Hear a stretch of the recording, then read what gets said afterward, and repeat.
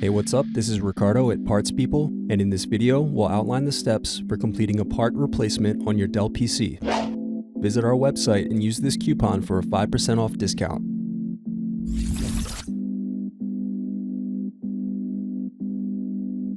First, slide over tabs and remove battery.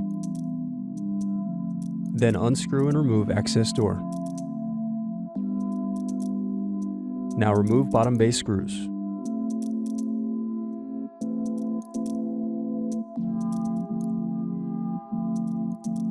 Now press in tabs to separate and turn over keyboard.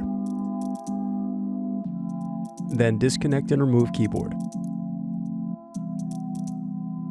Now unscrew palm rest. Then disconnect cables and remove palm rest.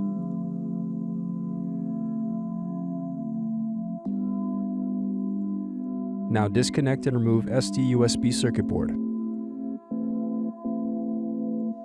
Now disconnect and remove speakers.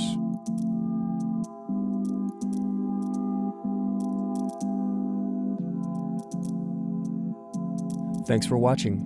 Don't forget to like and subscribe if you enjoyed this video. And if you need more, check out this playlist to watch other tutorials for your laptop.